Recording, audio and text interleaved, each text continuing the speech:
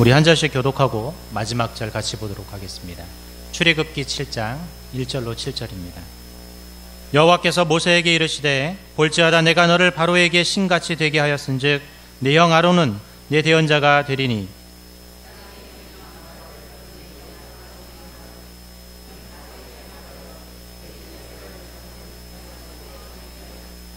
내가 바로의 마음을 완악하게 하고 내 표징과 내 이적을 애굽 땅에서 많이 행할 것이나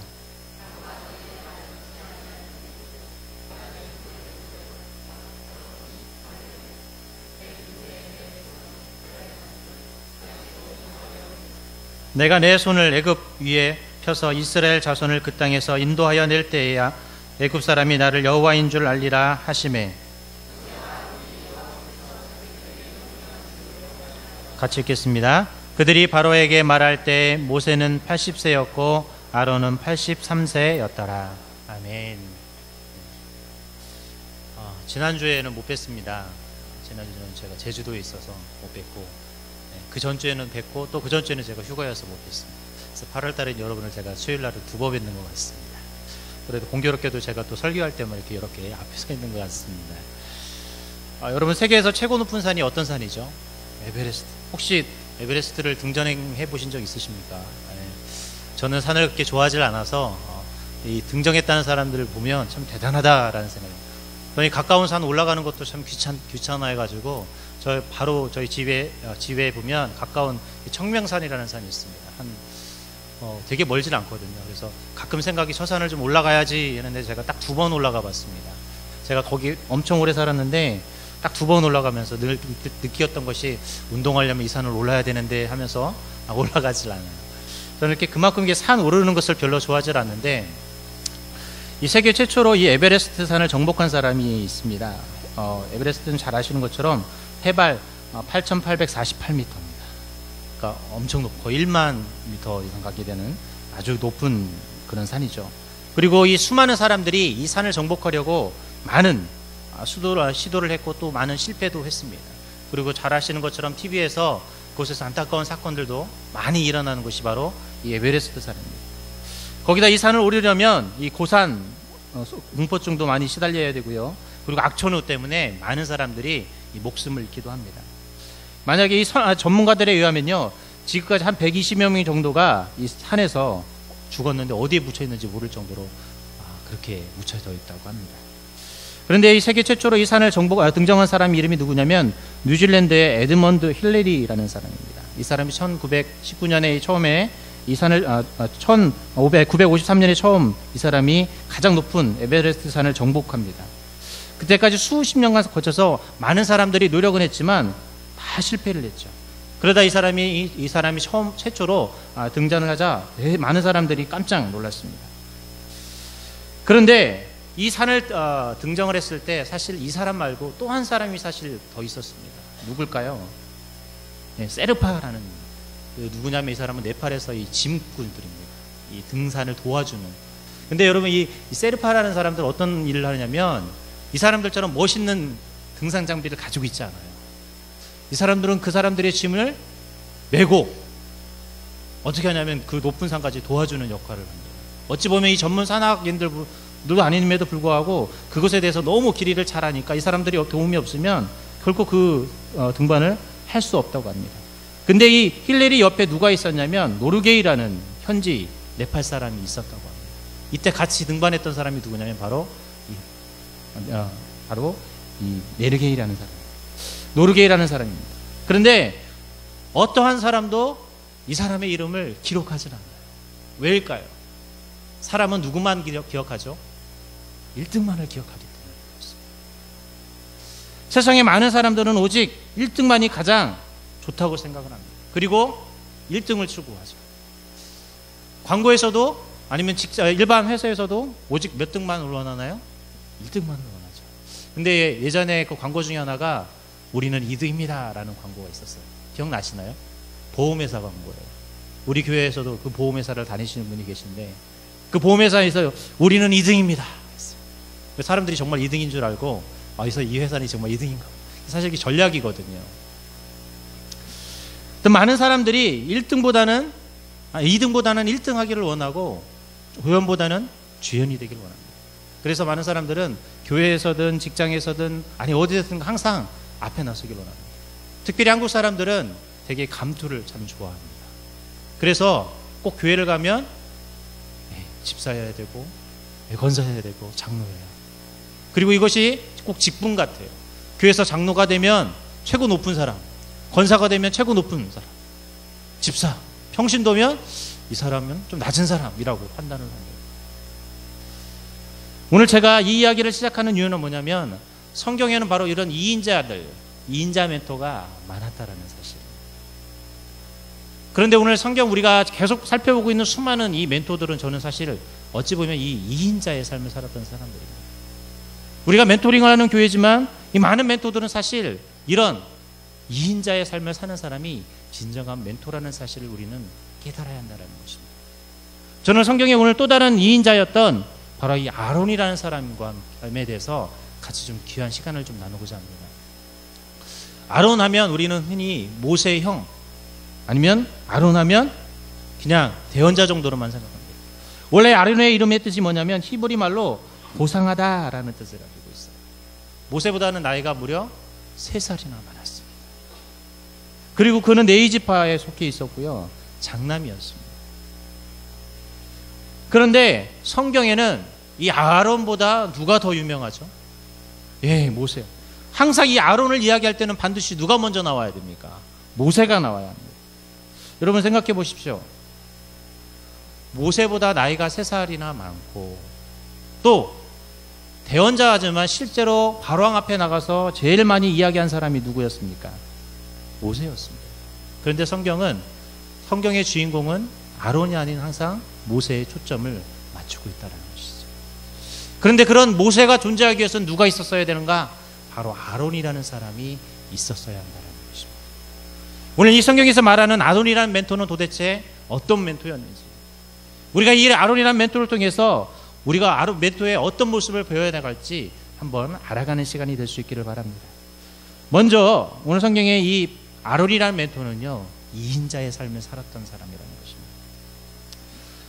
여러분 단체 사진을 찍으면 사람들은 제일 먼저 누구의 얼굴을 찾을까요? 자기 얼굴을 찾습니다. 그리고 참 신기한 게요, 이 군대 자녀들 보냈으면 이 군대에서 머리 자녀들 사진을 찍으면요, 누가 누군지 구별이 안 돼요. 근데 기가 막히게 찾는 분들이 있어요. 부모님들은 자기 자식 자녀를 기가 막히게 잘 찾아냅니다. 저도 이 논산훈련소에서 훈련을 받고 이제 부모님을 다 기다리고 있는데 저는 우리 부모님을 못 찾겠어요. 근데 저희 부모님은요, 저를 한 방에 찾아내셨어요. 왜 그랬을까요? 내 자녀니까. 제일 눈에 보이는 거. 사진을 찍을 때도 보면 사람들은 자기 사진부터 보거든요. 내가 어디 있는지 이게 가장 궁금합니다.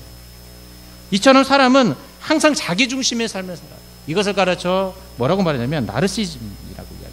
즉 자기 중심의 속성을 모든 인간은 가지고 있다고 합니다. 그래서 사람들은 1등이 아니면, 자기가 주연이 아니면 별로 관심이 없습니다.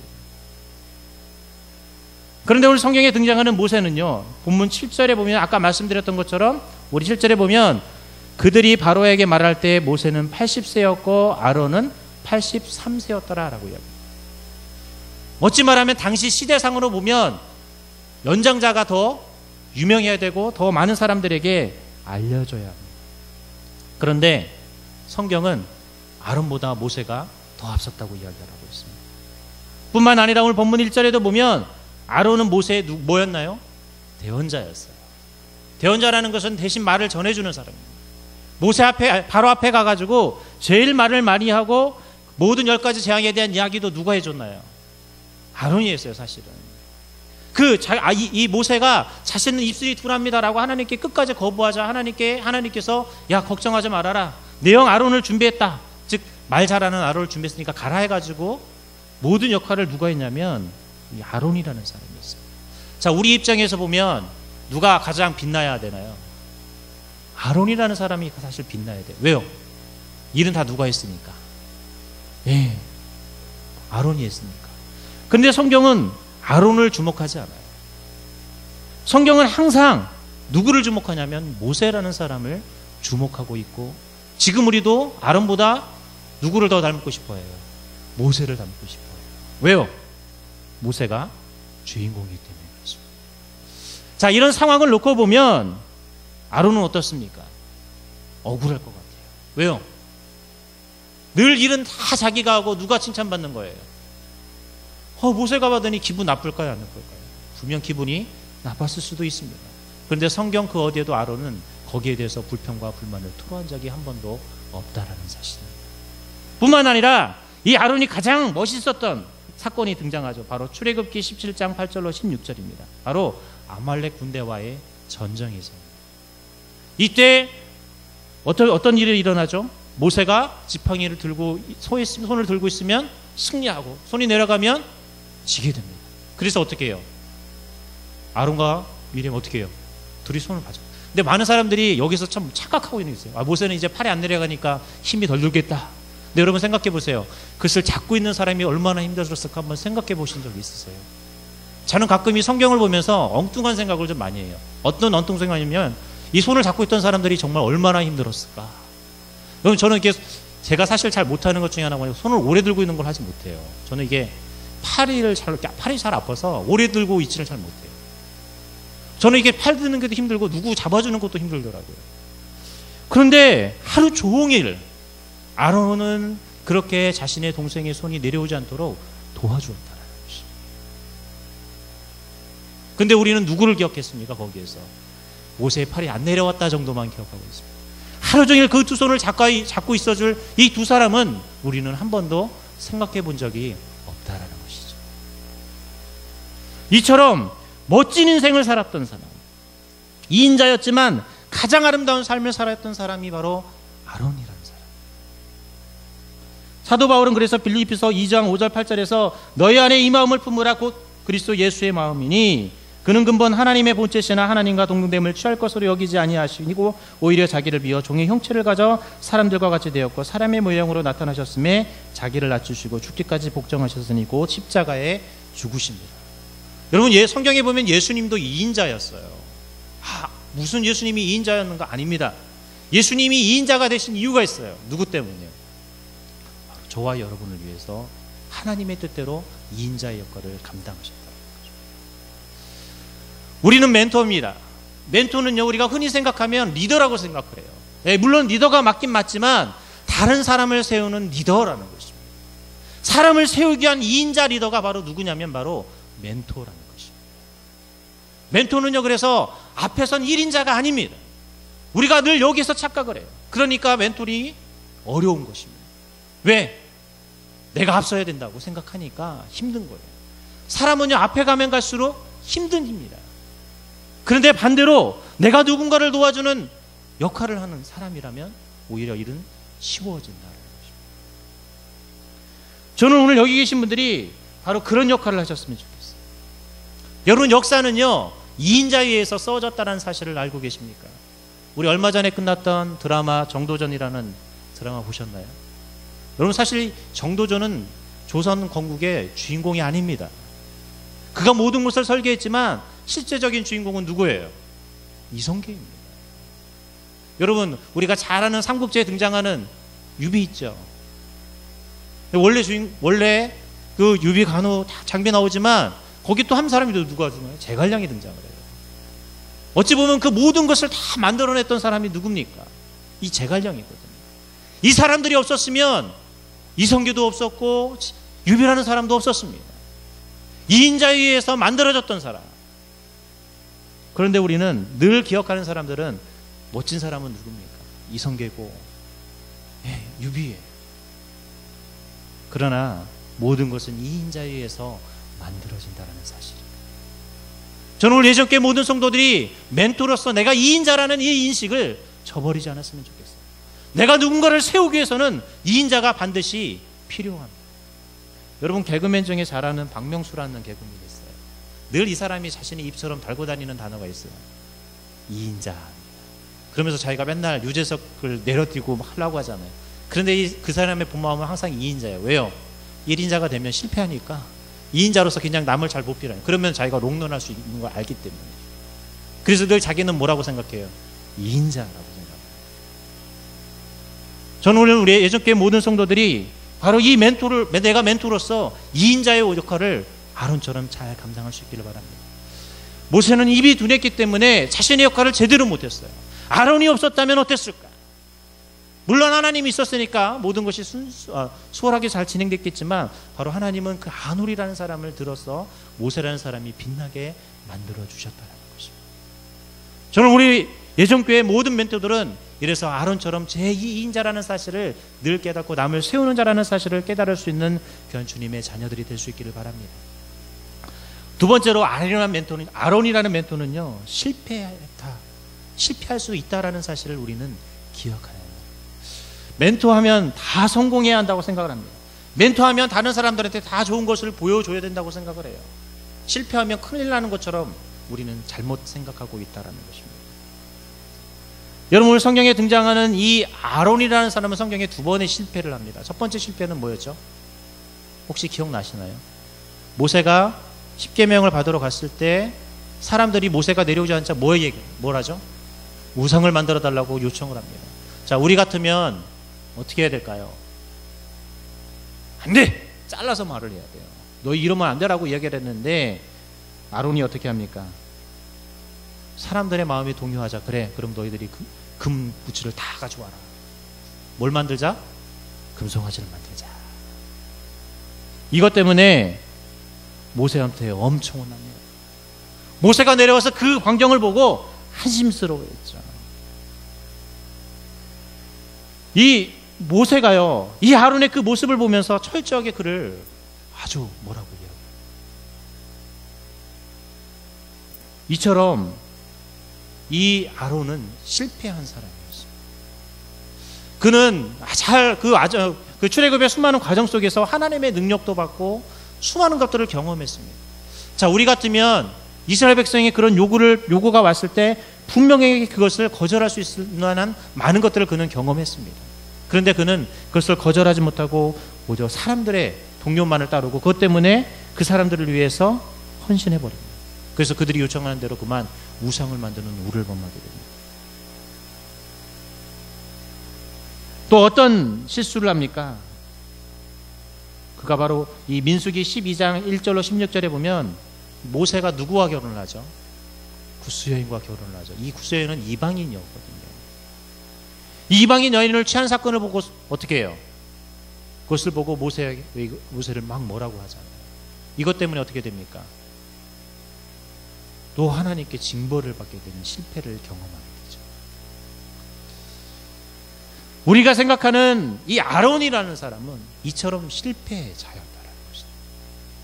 즉 다른 말로 말하면 때로는 멘토는 실수를 할 수도 있다라는 사실을 인정하고 이해합니다.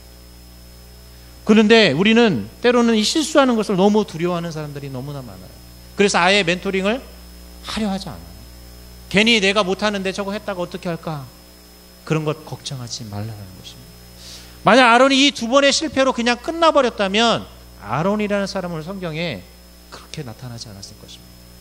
그런데 아론은 그 실패를 통해서 오히려 더 믿음이 성숙하고 하나님께 쓰임받는 사람이 될 수 있었다라는 것입니다. 여러분, 아론은 실패하고 그것으로 끝난 것이 아니에요. 실패 후에 그는 그것을 통해서 자신의 부족함을 점점점 다 깨달았다는 것입니다. 그래서 오히려 더 잘 모세를 도와주는 역할을 감당했다는 것이죠. 우리는 그 부분을 주목해야 합니다. 실패를 해도 그 실패 뒤에 우리가 어떤 모습으로 설 것인가. 그래서 실패를 두려워해서는 안 된다라는 것입니다. 아론이 변명을 했을 때 모세가 이런 청명을 해요. 출애굽기 32장 25절에 보면 모세가 본즉 백성이 방자하니 이는 아론이 그들로 방자하게 하여 원수에게 조롱거리가 되게 하였음이라 라는 이야기까지 들어요. 어찌 보면 자신의 동생한테 들을 수 없는 이 조롱의 이야기까지 듣지만 그는 그것으로 끝나지 않고 오히려 그를 돕는 훌륭한 이인자가 되었다는 것입니다. 그는 비록 실패했습니다.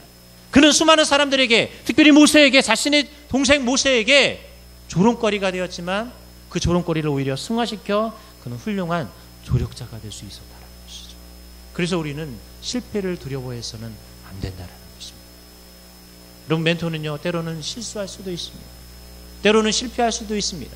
그러나 그것을 딛고 일어나는 사람이 바로 멘토라는 것입니다. 우리가 진정한 멘토가 되기 위해서는 실패를 두려워해서는 안 됩니다. 오히려 실패가 우리에게 좋은 보약이 될 수 있기를 바랍니다. 마지막 세 번째로 멘토는요, 하나님이 세워주신다라는 사실을 기억하셔요. 우리 이 성경에 보면 아론은 실패도 많이 합니다. 어려운 많은 모습들도 있었습니다. 그러나 하나님께서는 아론을 세워주셨다는 거죠. 그 첫 번째 모습이 어떤 것입니까? 16장에 보면 고라일 땅에 반역이 등장을 해요. 그때 하나님이 고라의 도전을 어떻게 하십니까? 징벌을 하시죠. 그리고 누구를 제사장으로 온전히 세워주시나요? 아론을 대제사장으로 하나님께서 온전히 세워주십니다. 즉 제사장의 권위를 확실하도록 세워주셨다는 것이죠.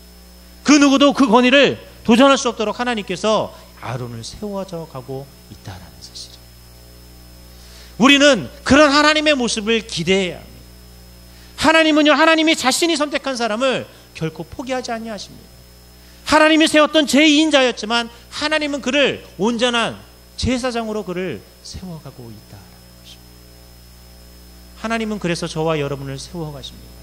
우리가 멘토가 되는 순간 하나님은 우리를 세워가실 것입니다. 또 하나님은 그를 어떻게 세워가셨습니까? 우리가 잘 아는 것처럼 아론의 마른 지팡이에서 뭐가 나게 하셨나요? 싹이 나게 하십니다. 12지파의 모든 사람들이 같은 막대기를 갖다 놨지만 누구만이 싹이 났나요? 아론의 지팡이에서만 싹이 나요. 그리고 그 싹난 지팡이는 어떻게 됐나요? 어떻게 됐죠? 법궤 안에서 잘 보관되도록 특별히 기념의 상징물로 만들어 놓았다는 것입니다.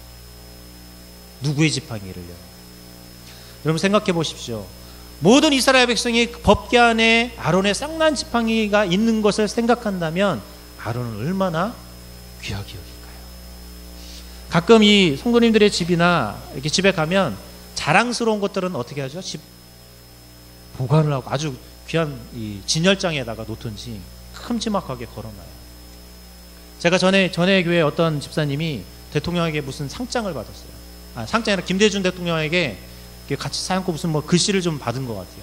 집에 큼지막하게 액자로 그냥 해놨더라고요. 이게 뭐예요? 그랬더니 김대중 대통령이 직접 자필로 이렇게 써준 거라고, 한자로. 그래서 이거는 내 대대 후손들에게 다 물려줄 거야. 왜 그래요? 너무 귀하고 소중합니다. 이 아론의 쌍난 지팡이는 바로 이스라엘 백성들에게, 이스라엘 백성이 출애굽을 할 때마다 그것을 보면서, 물론 하나님의 출애굽도 기억했겠지만 그 지팡이는 누구의 지팡이다? 아론의 쌍난 지팡이. 그 입술에서 이 아론의 이름은 떠나지 않게 되었다라는 것입니다. 누가 세워주신 것입니까? 하나님이 세우신 것이죠. 모세를 열심히 도와주고 하나님의 일을 잘 섬기니까 하나님이 그를 세워주셨다라는 것입니다. 히브리서 5장 4절에 보면 이 종교는 아무도 스스로 취하지 못하고 오직 아론과 같이 하나님의 부르심을 받은 자라야 할 것입니다. 에베소서 4장 11절에도 그가 어떤 사람은 사도로, 어떤 사람은 선지자로, 어떤 사람은 복음을 전하는 자로, 어떤 사람은 목사와 교사로 세우셨으니, 사도행전 13장 2절에도 주를 섬겨 금식할 때 성령이 이르시되 내가 불러시키는 일을 위하여 바나바와 사울을 따로 세우리라 하시고, 갈라디아서 1장 1절에도 하나님께서 사람에게서 난 것도 아니요 사람으로 말미암은 것도 아니요 오직 그리스도와 그를 죽인 자 가운데서 살리신 하나님 아버지로 말미암아 사도된 바울은 하면서 사람을 세우는 것은 바로 하나님의 일이라는 것입니다. 아론을 세운 것도 하나님의 일이요, 하나님께서 그를 세워 하나님의 영광을 드러내도록 세운 것도 모두 다 하나님께서 세우신 일이라는 사실입니다. 멘토를 세우는 것은 바로 하나님의 일입니다. 하나님께서 저와 여러분을 멘토로 세웠다면 그것은 하나님께서 저와 여러분을 세운 결과라는 것입니다. 그래서 우리는 멘토가 되기를 두려워해서는 안 돼요. 여러분이 멘토가 된다는 그 사실을, 그래서 우리는 감사하고 멘토가 되기 위해서 더 열심히 준비하고 노력해야 합니다. 많은 사람들이 멘토를 좀 하십시오라고 말하면 겁을 많이 먹어요. 왜? 나는 할 수 없어요. 어떻게 해요? 늘 하는 말이 그래요. 이 교회에서 직분자를 세울 때도 가장 힘들어요. 저는 그런 재능이 없는데요. 없어요. 그 누구도 그런 재능을 가진 사람은 아무도 없습니다.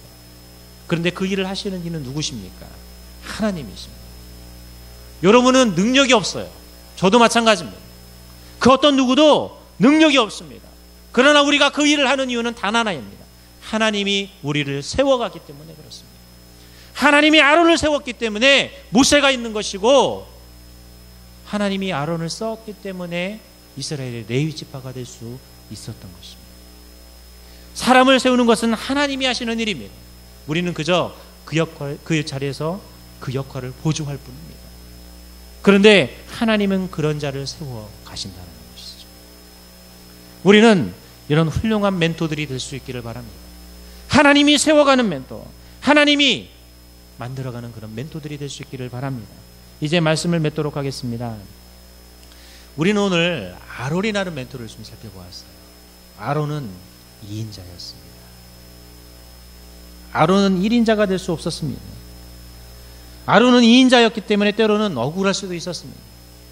남들은 1인자가 되고 싶어서 그렇게 노력하지만 아론은 그러지 않았어요. 모든 영광이 다 모세에게 갈지라도 그는 그것 때문에 슬퍼하지 않았다라는 것이죠. 우리는 멋진 그런 2인자가 될 수 있기를 바랍니다. 아론은 실패했습니다. 그러나 그 실패를 딛고 그는 훌륭한 멘토가 될 수 있었습니다. 우리도 실패할 수 있다라는 사실을 기억하시기 바랍니다. 그러나 하나님이 도우시면 그 실패는 또 다른 성공이 될 수 있다라는 것입니다. 그리고 멘토는요, 어떤 사람이라고요? 하나님이 세워져 간다는 것입니다. 저와 여러분을 하나님은 세워갈 것입니다. 하나님이 우리를 세워주실 것입니다. 우리가 멘토가 되어야 될 가장 중요한 이유는 하나님이 우리를 세우실 것이기 때문에 우리는 멘토가 되어야 합니다. 우리는 아론처럼 멋진 멘토들이 될 수 있기를 바랍니다. 아론처럼 누군가를 세워주는 멋진 인자, 실패를 두려워하지 않는 그런 멘토가 될 수 있기를 바랍니다. 이 시간 우리 같이 좀 기도하는 시간을 갖도록 하겠습니다. 오늘 이 말씀 기억하면서 하나님, 내가 오늘 아론과 같은 귀한 멘토가 되게 해달라고 기도하시기 바랍니다. 아론과 같은 멘토는 2인자라고 말씀드렸습니다. 아론과 같은 멘토는 실패할 수 있다고 말씀드렸습니다. 아론과 같은 멘토는 하나님이 세워주신다고 말씀했습니다. 하나님, 내가 이런 아론과 같은 귀한 멘토가 되게 해달라고, 내가 멘토로서 그 역할을 온전히 감당해야 되려고 이 시간 같이 한 목소리로 기도하도록 하겠습니다. 기도하겠습니다. 하나님, 이 시간 저희와 함께 하여 주셔서 우리가 멘토로서 부족함이 없도록 주님 인도하여 주시옵소서. 우리가 때로는 아론처럼 하나님, 우리가 2인자의 삶을 살아갈 수밖에 없고, 때로는 우리가 멘토처럼 실패할 수밖에 없고, 때로는 우리가 하나님께서 세워주심을 잊어버리지 않냐는 귀하고 소중한 멘토들이 될 수 있도록 하나님 인도하여 주시옵소서. 하나님께서 우리를 멘토로서 이곳에 불러주셨고, 하나님께서 멘토로서 우리를 세워주신다면